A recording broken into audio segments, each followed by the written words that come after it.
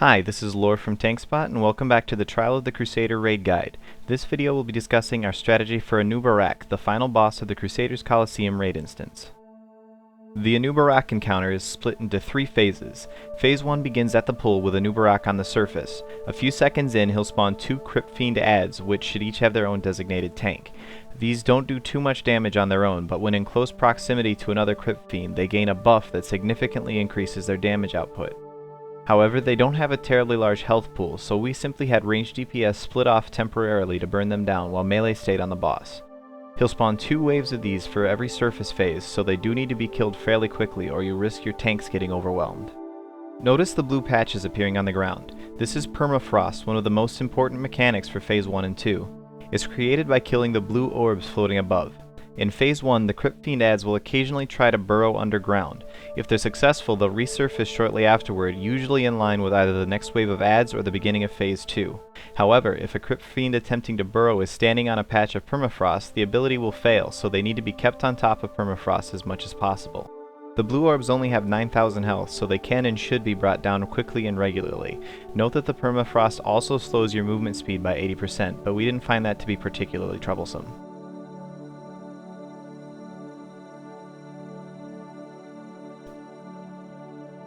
About a minute and a half into the fight, Anub'arak will burrow underground and begin phase 2. He'll start chasing random raid members around underground and shooting spikes up through the floor as he moves. These deal about 3,000 damage and knock anyone hit up into the air a short distance. On top of that, if he reaches his target, he'll impale them for around 20,000 damage and knock them very high into the air, enough to take a good chunk of fall damage. However, if he attempts to launch his spikes through permafrost, he'll be stunned momentarily and pick a new target. This also destroys the patch of permafrost, so it's important to keep killing these somewhat regularly during phase 2. As he's chasing people around, several non-elite scarabs will spawn around the room. These have a little over 100,000 health, and although they don't do very much melee damage, they can apply a fairly potent damage over time effect. This effect stacks, so it's best to just have your DPS burn them down as they spawn and not worry too much about tanking them.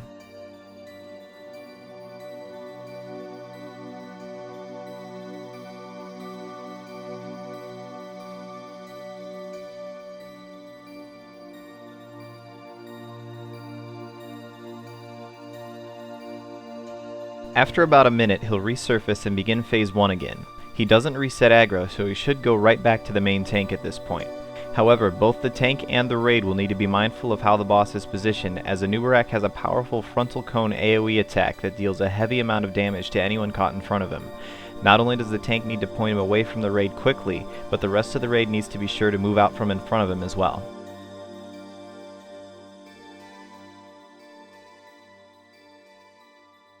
The majority of the fight is spent alternating between the surface and burrow phases. Making the most of the time he spends on the surface is crucial, as you'll only be able to go through 3 or 4 rotations before you risk running into his 10-minute enrage timer.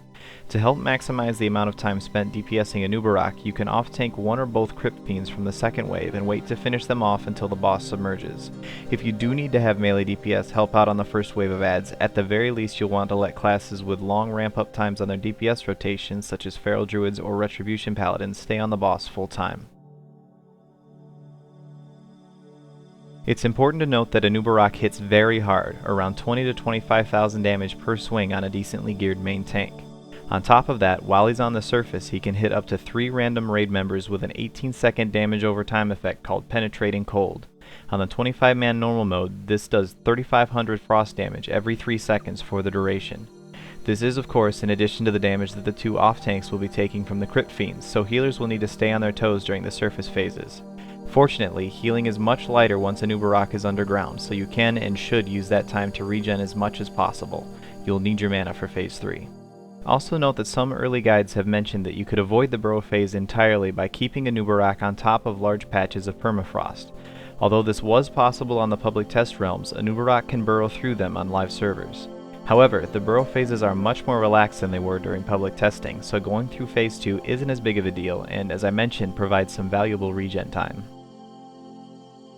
You may have also noticed that I'm spending a large amount of time on top of the permafrost during the burrow phases in this video. This is because we were unsure of the mechanics of his impale ability and were acting under the impression that it could be used randomly at any time on anyone who wasn't standing on permafrost. Since he'll only try to use that ability if he reaches the player he's chasing, this is unnecessary and just means I'm running around a lot slower than I need to be.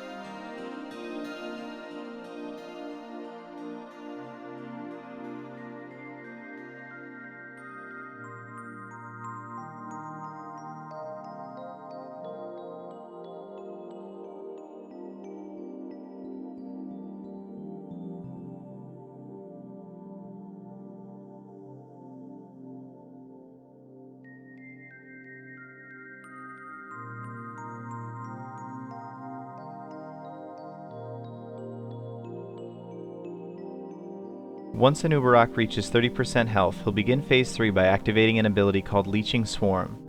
This is a zone-wide aura that causes each player to take damage equal to 10% of their current health every second. You'll need very strong AoE healing to keep everyone alive here, but it's important to recognize that the amount of damage taken depends on how much health a player currently has and not the size of their health pool. The less health you have, the less damage you take. You may be able to tell from my raid frames in the upper left corner that the healers aren't topping everyone off, they're just keeping everyone but the main tank at about 50%. By doing so, they actually reduce the amount of damage the raid is taking and keep themselves from being overwhelmed. Once Phase 3 has begun, Anub'arak will no longer burrow underground and no more adds will spawn. The fight becomes a DPS and survival race at this point. You need to kill him before your healers run out of mana. Like with the Phase 2 transitions, you can temporarily ignore crit fiends to push them into Phase 3, but they should be killed off immediately afterward to lighten the load on the healers. Once everyone's attention is on the boss, use any available cooldowns including Bloodlust or Heroism to bring him down quickly.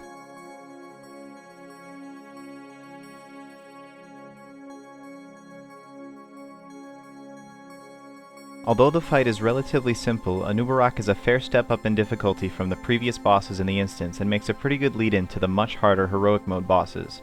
As always, you can find more information on Anub'arak or any other encounter by visiting the Project Marmot forums at TankSpot.com. If you're watching this on YouTube, just follow the link in the movie details. Thanks for watching and good luck!